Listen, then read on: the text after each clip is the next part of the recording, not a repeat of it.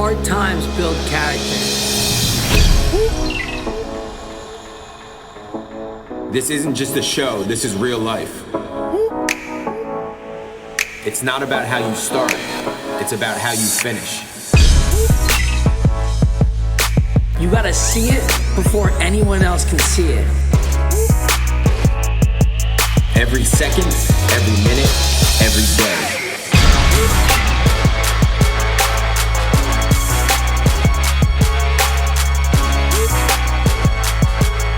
We train for life. We got you. And welcome back, everybody, to the Relentless Way podcast. It's Paul Alvier here with my longtime. I'm going to cut that right there. Okay. Early on, he'll be able to cut it. I'll tell him about a reset. 10-second break and we'll go. And welcome back, everybody, to the Relentless Way podcast. Paul Alvier here with my longtime friend and business partner, Matt Strout.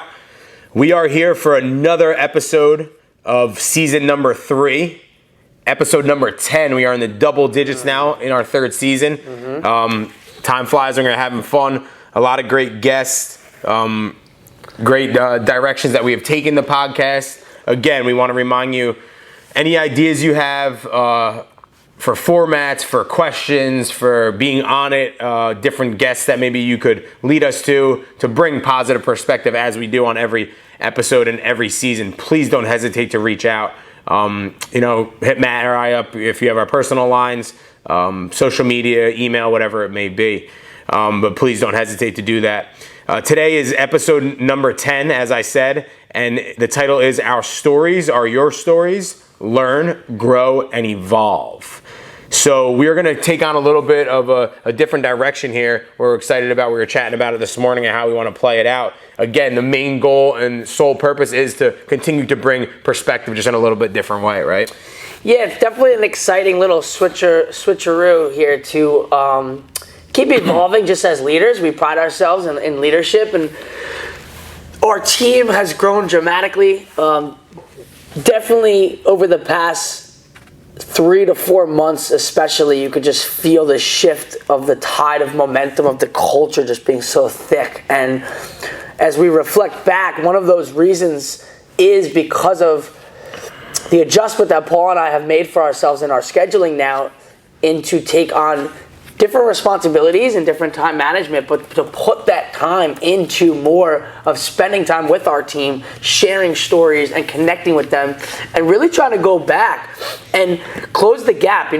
As some of you may know, this is our 10-year anniversary, so it's been a very long journey of navigating to the jungle. But through that comes a lot of great lessons and experiences which lead to stories. And I think what we're trying to do is understand that although we are still pretty young, but we have been in the game in a while, and there's a difference between your age in life and your entrepreneurial age, they like to say. It's like kind of like dog years. So 10 years is a very long time emotionally, mentally, of just overcoming adversity and finding solutions through different bits of problems and adversities. And I think what we're trying to do is close the gap. So we have a young team, and by young I don't even mean age, I mean looking to shift into this profession and build a career. So when you start that, we like to word it as running your business inside of the business. So they're running their own personal entity because they are their own person and they have their own diversity and character to themselves, but it still remains in line under the Relentless movement and the way that we operate with our standards. So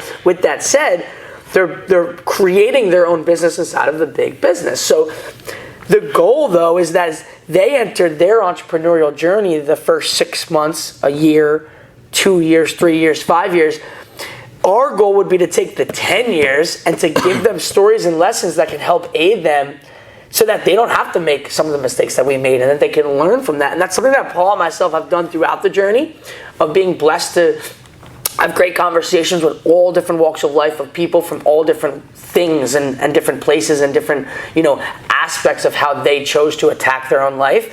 And we've taken those things on from learning of things not to do and things that we don't like, and then also learning things that we do like and that we would like to find a way to apply them to who we are today. So as we reflect together constantly, it's like we need to use it. It's a really good tool that we probably don't use as often as possible. And probably about 2 months ago or so when we started talking about this, we've really put our head down to it, and we could see the evolution that's able to take place because these moments and lessons of using some of these hard times and uncomfortable moments where maybe in the past we would shelter people and just kind of figure them out ourselves. We're allowing them in and allowing them to have the feels and to understand those feelings and then to navigate through and how to have either uncomfortable conversations or to fix things and to work through and to really take ownership of these responsibilities that they're looking to take on. And I could say that it's noticeable. It's a feelable thing, and I think, again, we're always trying to evolve and get better, and I think it's doing nothing but expediting that process of helping coaches get to the point where we are today of really truly believing in ourselves first, and then the overall Relentless movement and brand for what it stands for. And it's a lot like that grandfather, that father figure that you always have that sits you down on the couch next to you, puts you on their lap, you're out on a walk, and they're giving you those stories and they're those perspectives. The stories may be, I used to walk 10 miles to school, right? It starts with that, but if you really sit down and there's something to be said as we talk about listening too. So props to everyone that has their headphones in, that's driving in their car right now, and that is actually listening and consuming energy and words of someone else's perspective, because there's a lot to be said about doing that this day and age. So to start with storytelling just in general, as Matt highlighted perfectly, is we are just looking to do what we do every episode and bring perspective, but now this brings it a little tighter and a little closer because it's maybe not our theories, it's maybe not our thoughts, our opinions as much, but this is true, real shit that happened. Good, bad, in between. You could be the judge of that and decide on that. But we really wanted to start off with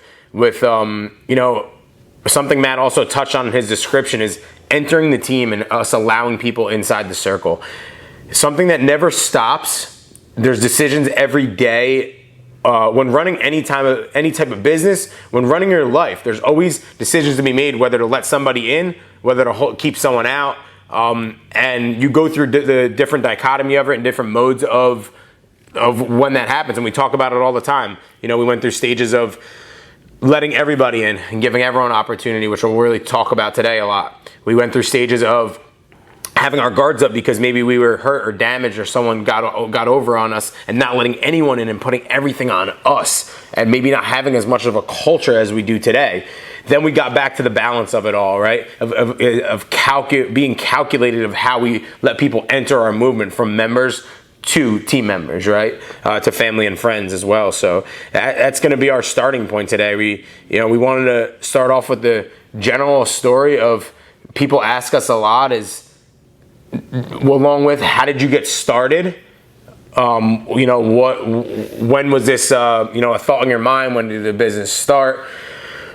And I guess the story behind it all is with our friends and our family and the people around us. Mm-hmm.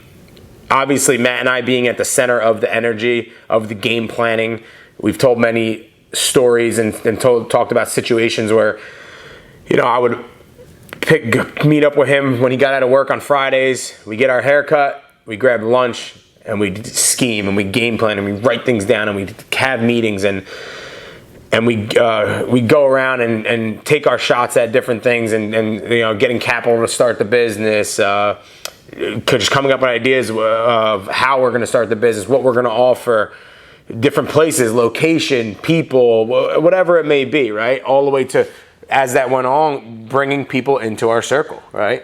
And I think bringing the thoughts to paper to action, there was a specific group of people and group of friends that we started off with. And the first one was a very, very close friend of ours, was Matt Benson, right? And that was more, you guys actually, I'll let him kind of start this story off, but it was more of him, Benson, who I'm very close friends with as well, but him and Benson were very, very close at a young age, and they had all these ideas of starting a business, right? Mm-hmm.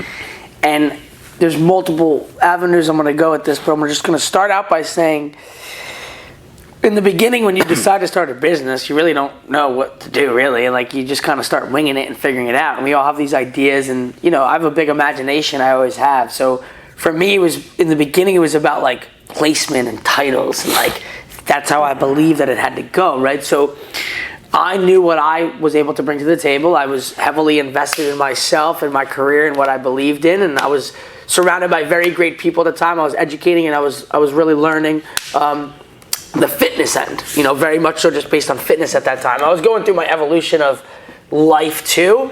Now I'm much more confident and educated on how to coach the whole human being. Back then was much more, physical and mental, I would say. But Matt Benson is now graduating out of school with a business finance degree, which is beautiful, right? But in my mind, it's like, all right, he comes out of school with business and finance, so he's like the general manager now of the business. Like, he's going to help run the business, and I'm going to run the fitness, right? And in theory, it's like, all right, here we go. Like, we just put people there. He has that, I have this, here we go.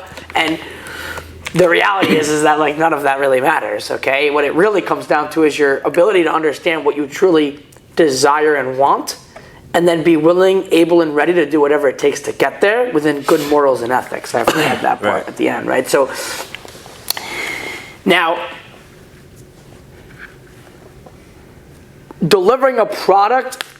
So I was delivering a product inside of a big corporation, which was really cool. I did very well, and helped build up my confidence. And you think you understand what's going on. Plus, I was like 18, 19, 20. I thought I had everything going on. I knew everything that was going on. When we left and we started a business all by ourselves, it was a smack in the face, and it was a big eye opener to like, there's nobody coming, there's nobody helping you, there's nothing, you have to just figure it out. So you feel like you kind of understand until you really get out there, and then you're in the jungle, I like to call it. And we were very young, so we really didn't know anything. So here we are now trying to figure out how to meet with landlords and get insurance. And like, that's another good story we could tell with Jennifer Woodruff. I'll never forget her name. That's a couple episodes back, I think we told that. Oh, okay, right. So her, so all these things start popping up, and then you're kind of just like looking at each other like, all right, well, like, what do we do? Like, let's kind of figure it out, And I think, one of the lessons that you learn, especially in the beginning, so in the beginning, we were definitely overprotective, okay? So we loved and believed in ourselves and what we brought to the table, and we believed that we needed to make sure that anything that came in contact with that was right. And looking back, it wasn't wrong what we did, but it was definitely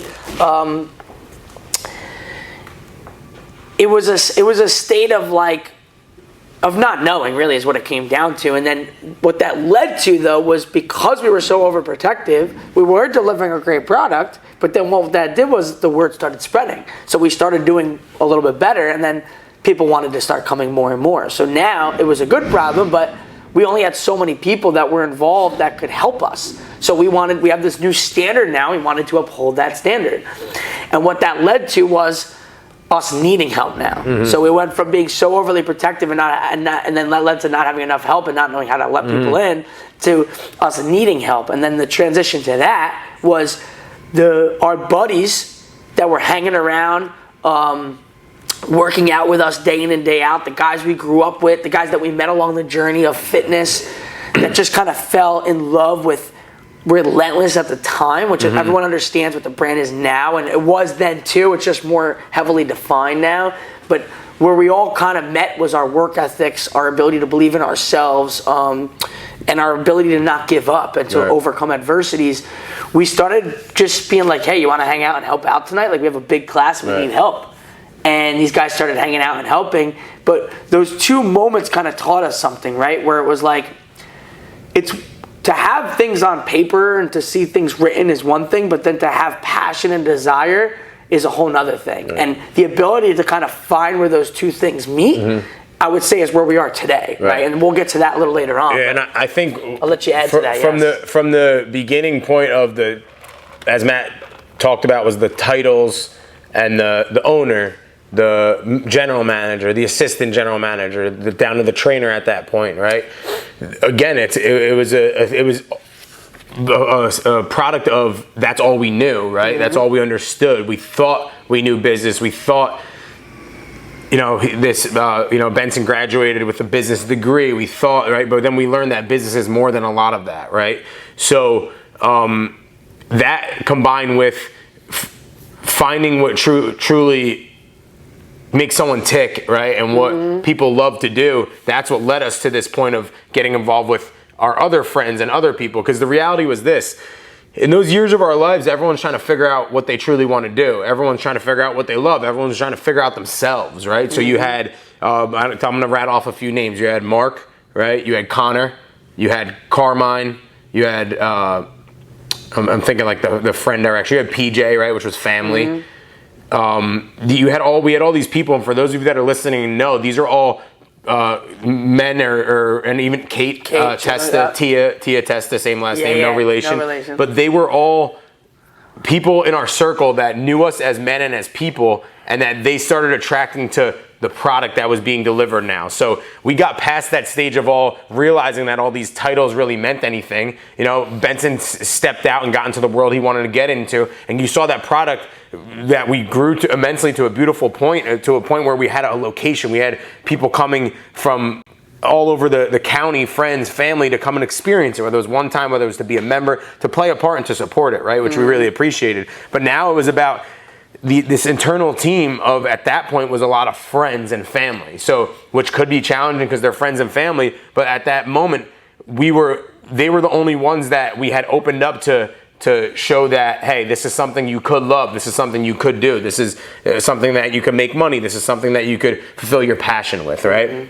And we found that in our friends, our close friends. Mark, who was my college roommate and a really good, would come home and train with Matt when he came home, and we grew up together and graduated high school together, right? Played football, him and Matt played football together, hung out together.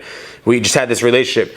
Connor was someone that Matt trained very closely with at Central State, right? Kate was a younger girl, a couple years younger than us, that was an athlete at school and just connected with us. And even Dana was a part of our journey too, as well, Costello. So as we ramble off all these names, they might not mean, you might not know who they are, but what they mean to us is that they were in this part of our journey, and in the first 4 or 5 years or so, they were people that played a huge role in us finding out truly what type of person it was going to take to be a relentless coach, and what it was, how we were going to lead people in different ways. It gave us all different personalities and different people that came about and came in front of us, and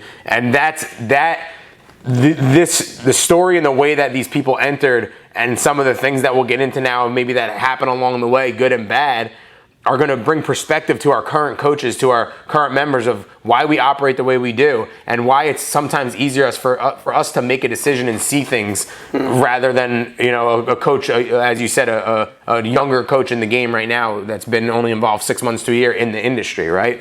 So it has a lot to be said. So I want to start off with the story of we talked about Matt Benson a little bit and his experience with us, about how Connor came into play, right? So now we're in the same moments, right? Benson's involved, but now we're looking for people to take part. It was Matt and myself, and be coaches and be trainers at that time within the Relentless movement, right?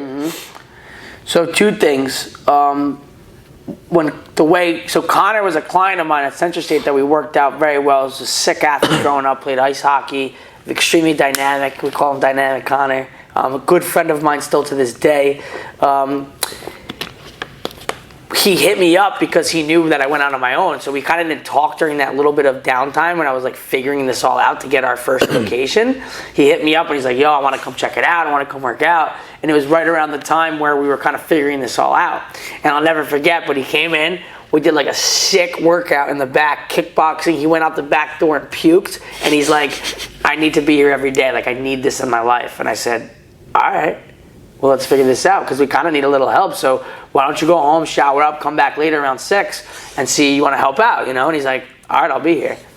And he showed up. And then next thing you know, now it's, me, Paul, Connor. Yeah. I got 3. PJ was involved PJ too was involved from the beginning. As well from the beginning. So he was showing up and putting in his time and in his work of, it was kind of like we were all just doing everything, which in a way, there's still value to that of this day, because I like to say, listen, especially when you start now, like, you clean and organize first. Right. If you can't clean and organize, you are not built for this movement, because I will show up early and stay late. We've done it, and we'll still do it. So I like to say now, it's an honor and a privilege to clean and organize these things that we fall very hard to keep. Because if at that time we were doing more of that than training and business. Yep. You know, Connor, myself, Matt, PJ, we were spending more time throughout the day cleaning, organizing, straightening up, getting things set up for those two moments. Seriously. We had a class in the morning from 9 a.m. to 10 a.m. and then we had a class at night from 6 p.m. to 7 p.m. And that was it. We had a class membership only. It was $50 a month.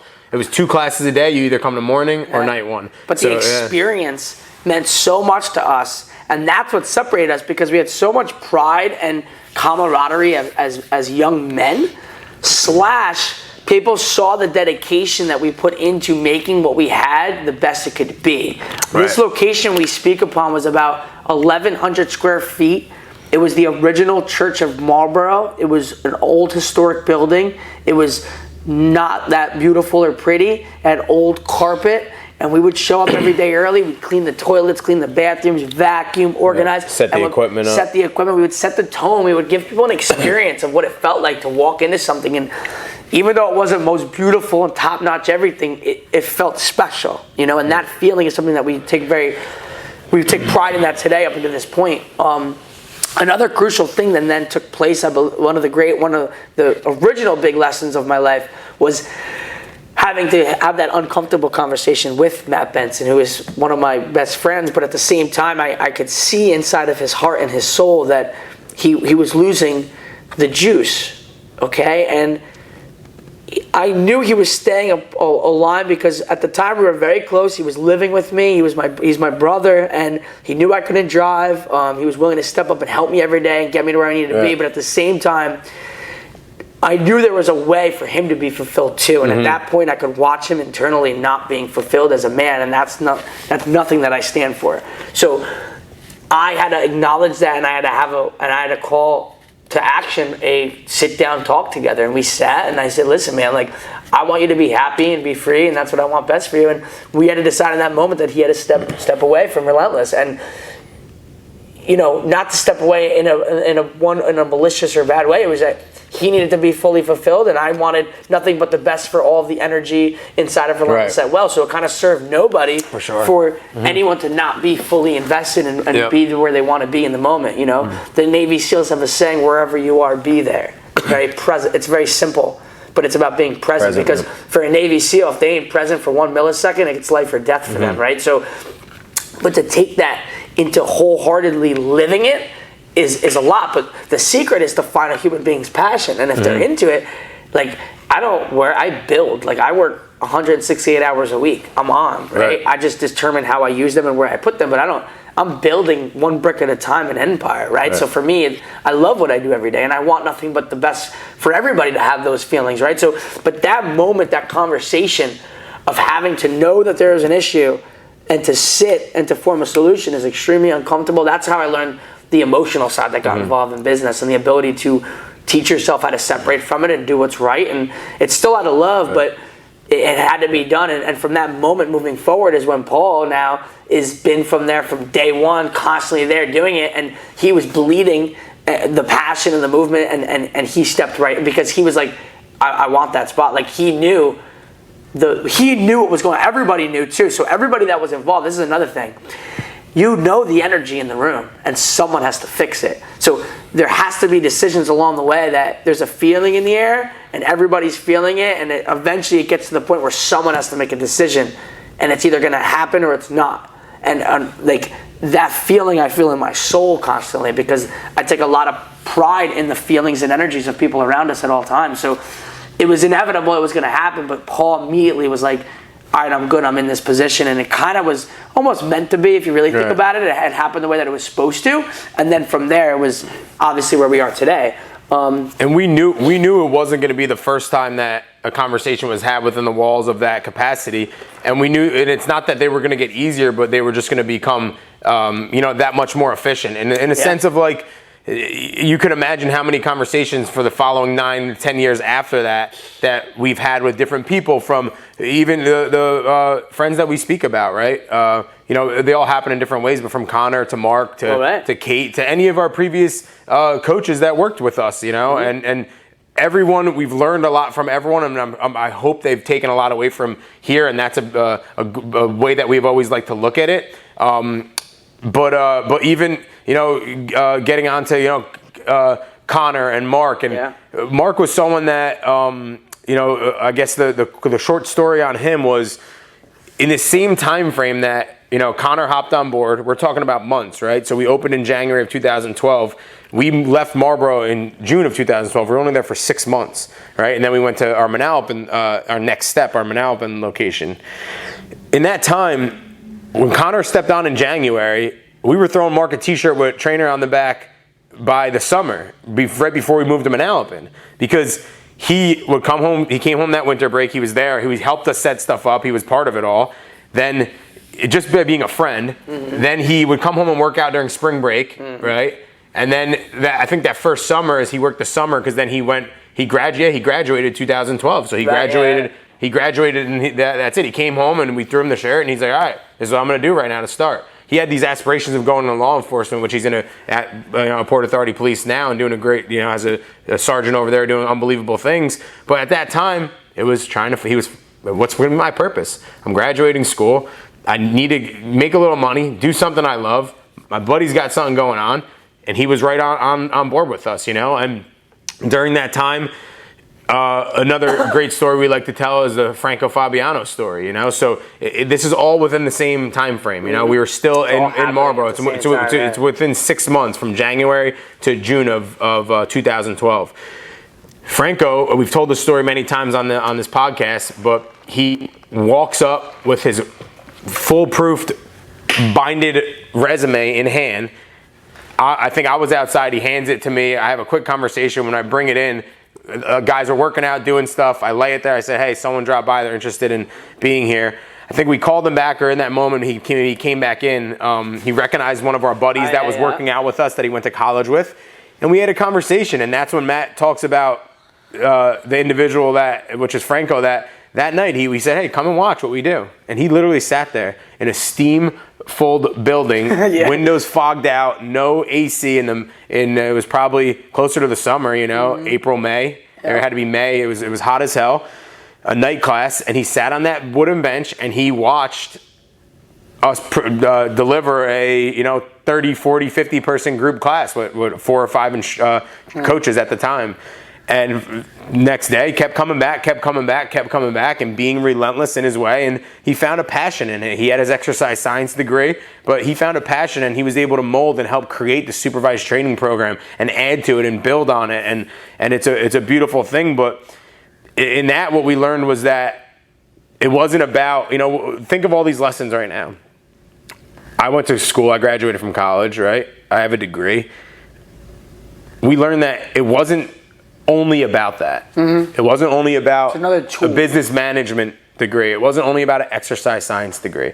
It wasn't about that piece of paper for us. And it could be different in many different walks of life and different professions and lawyers and doctors. Of course, those things mean a lot more because you're dealing with high emergency moments of people's lives, right? Like very, very specific. But in our industry, it's a tool, as Matt said, and that's a tool that goes along with time in and life experiences, and that's what we recognized in this individual at that moment. Hey, if they're willing to show up and they're willing to put in time and put in work and learn from experiences, they're going to keep chugging along with us, you know what I mean? And that even shows to the people that are still connected with us, the Marks, the Connors, the Francos who's still with us, that they're still coming by. They work out here. We talk to them daily, weekly, right? We socialize and spend time with them in our outside lives and growing our empire outside of just Relentless business and the fitness industry, right? So there's something to be said about all these individuals during that chapter, right? And these stories that we just told. And it's a beautiful thing when you're able to find passion and love in moments for what we were doing, but also I think the most unbelievable thing for us is understanding that not everyone is going to be with us forever. And we also help them, and we're part of their journey and finding passion in what they're doing now in life, and they're loving what they're doing, you know? I was just going to say that as well. Like, I'll go through the line real quick. Like, Matt Benson now is extremely successful in his financial field, right? And he's passionate and he loves it, and I think it helps grow the relationship or keep the relationship between two individuals, right? So now he could be his best self and be fulfilled, and then we could have our own personal relationship still based upon him doing him and me doing me, right? But the lessons, like you said, like we hope and we know that there's a lot of lessons that have taken place from not just his collegiate life, but then his time with us in the jungle, that I know he's applying that in his day-to-day activities, and he's worked his way up into upper leadership roles, right? Then you go to Connor. Connor came to us one day, and he decided to shift careers, but the way that he did it was the same way that I did it with Matt, was the other way. He talked to me like men, and we had a great conversation, and that's what we appreciate. We appreciate transparency, communication, and loyalty. Like, just say what you mean and mean what you say, and do right by people. Like, follow through. So Connor did that, and was very nice and very honorable and respectful, and that allowed us to stay connected still to this day, like Paul said. And then you have Mark. Same idea. Mark was with us. When he got that call to start training for that academy, we turned it up and we trained harder than ever, which allowed us to all be in that space together of just, we're still in that space. We still communicate. I'm trying to become better every day. But like during that time, we got Mark so ready to go attack his dream. So to be a part of that from all the angles of him helping us, then us helping him, and then him going to not just like get through the academy, but out of, I think it was like 246 or 47 men, he graduated #1 overall physical fitness white glove award awarded. So that's something very special. That says a lot about who Mark is himself internally, but then also the type of people that we're connected to, and that's the type of people that we want to be connected to, which is someone who takes very seriously in what we do. So now Mark is still involved in our lives, and we've learned a lot from him. Carmine? Yeah, I was going to say, Franco too, even though he's still with us and he's growing, there's still so many conversations that started with that first meeting with Matt Benson and that we learned from collectively, right? Oh, yeah. I learned from you how you handled it. You learned we had conversation about it, and we just got better as we went along. So that sets the tone. When the first time something happens, we were young entrepreneurs in that moment, it could be a whole different conversation because, hey man, get your stuff and get out of here. It's just not working out.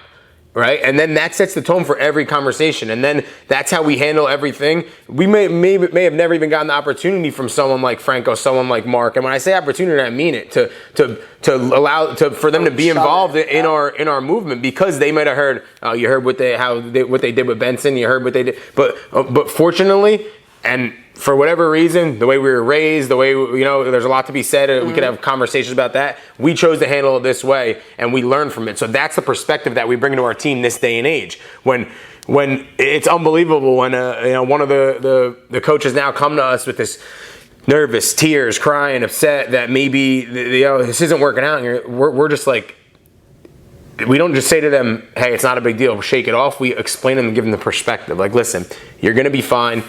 This is a small blurb in time. You're going to look back on this and recognize that, and that's always how it works out. And this is why, because we went through it like this, and we watched so-and-so go through it like this. And it's not always our story. It's someone else's story that we could tell because we had the privilege to be involved in it, right? Someone like Mark, someone like Matt, someone like Connor, Franco, whoever may be. But Franco, who is still with us, and we're able to fulfill and adjust and adapt and grow and allow him to have these successes in life, to his wedding and getting married and starting a beautiful family with his dogs and buying a house and just all this stuff with his family through a movement that we all built together because of moments and stories like this that we're telling, right? We were involved in probably almost all of the guys that we're speaking about, their weddings, their families' lives, their children's lives now, and whatever it may be, know. And they're brothers to us now. They're family to us, and we could go on all different stories of people that we've connected with that have impacted us in this way and that we've impacted them. But we wanted to really start with talking about our team. And again, another great episode, not only for our avid listeners to listen to, but we're going to shoot this over to our team, and we want to make sure that they listen to this and understand how it could be, how it used to be, and that that we're learning from lessons, because these things happen over and over, right? Mistakes happen, situations happen, and they're not always identical, but there's something to be learned and brought to it that could make something, a decision made faster, more efficiently, just do things the right way, you know? But you were going to talk about Carmine a little bit. I think he's another person that was in that group what's the story on him, you know? Like where is he now? Where did he end up? I think that's a beautiful story too. Carmine, we're very connected with, you know. So Carmine was friends with Connor. So he was just a friend of a friend. So now Paul and I grew up from Jackson, which is Ocean County, was our stomping grounds. We know a lot of different people in that area. When I got my first job at Central State, that was like Monmouth County. It was like new territory for me. So I started making a couple new friends and different people. Connor was someone from Manalapan that I met through that part of my journey. So now fast forward, here we are. Connor started bringing a couple different people, you know, throughout the mix, from members as well as to possible coaches, right? Which led us to Carmine. Carmine is a kid who grew up just same gritty work ethic, hard worker, good family, wrestler, you know, all the things, but also had big dreams and aspirations to go into the FDNY. So when we meet Carmine, or Buki is his nickname that, you know, he had since he's a little kid, you know, Book was always around and just wanted to be a part of it, right? So he's just another guy now who sees and feels the energy, right, and understands and appreciates it, and just wants to be around, wants to help out and aid any way that he can, as well as knowing that this can only benefit him too, because he was head down training to be ready and stay ready for that call for the FDNY. And, you know, a couple years later, he got the call and he was ready, and that's what he had to, you know, that's where he went to go into that, and now he's FDNY, you know, right. He did it, right? So, but it's cool to be a part of these different things, because like Paul said earlier, like the lessons and the moments in time lead to experiences, which also lead to lessons. And then as time goes on, these moments almost repeat, right? And not the exact same, but very similar fashions along the way. And I think the way we acted then is definitely not the way we act now. It's much more calm and cool, and we handle, we help, and we try to do right by people. And I think what that does, like Paul again said earlier, when someone does feel like they can't live up to the culture or the standard at which Relentless is operating at now, they feel it inside of their heart and soul, and they don't want to let the movement and the brand down. And that's a very proud moment. So they're willing to step away, and it hurts, right? We just had something similar to this semi-recently of, you know, one of the coaches just needing to go through their own moment right now and step back for a second, not forever, but just to step back. But the feelings that they brought to the table was beautiful, because it was the fact of understanding that right now they cannot bring their best self to the table, and rather than bringing anything less than, they're going to step back, and they'll come back when that time's right. And they want to do that because of the way that the standards and the brand has been brought to them, and they want to live up to that. And that's a proud thing, because that took years and years to be able to develop, where, well, what it really came down to was us. What I like to say is, in the beginning, we were putting a lot of our energy to the team. So if it was like 50-50, we were like 70 them, 30 ourselves. And the big shift that we've personally made is we focus a lot more on ourselves now, and then we give out accordingly. So I think the shift that I've made personally, as well as Paul, is that, like, we've always given, right? But I think in the beginning we gave, but we didn't take care of ourselves first. And the lesson that you learn is that you must be selfish in order to be selfless, because when we take care of ourselves now, that extra hour or 2 hours a day that maybe I used to give to everybody else, now I'm very, very selfish. I'm very detailed and precise with where my time goes, and I make sure that I have certain time given to me, because what that does is it helps me be my best version, so I can be my best version for everybody else as we lead and build our team up. So a lot of great lessons, but it's like, you know, it's full circle. And I think by us bringing these stories to the mix, it only, number one, it allows us to never forget, which I love. We're a big advocate of that, of just never forgetting where we come from. But at the same time, like we said, it also could connect some dots for people, whether it be members or our team, to understand, like, this is the reasons why we do what we do. We just want to win, right? So if we could help you not lose and win faster, like, that's what we want. You know? And the list of people that we mentioned throughout this episode, and that we thank them for allowing us, or if they're listening to tell the story that they're involved in, to tell their story specifically.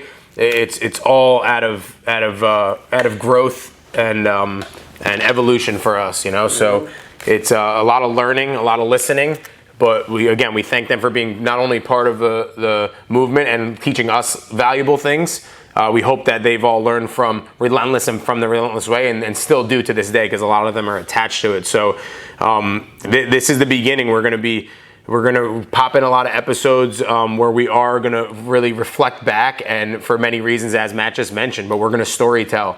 So if you do have any good stories, anything you remember, any moments that you think that the rest of the listeners can learn from and can grow from, please share away with us. Shoot us a message, give us a ring, talk about it a little bit. Bring it. We might remember it right away. You might have to pull it out of us a little bit. A lot of stuff has gone on, but either way, we know it could help others, and it could bring even more and different positive perspective into their life. So thank you all again for listening.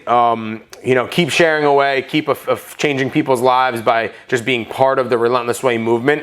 This was episode number 10, season number 3, the Relentless Way podcast. We'll catch you guys next time. Let's all keep getting it.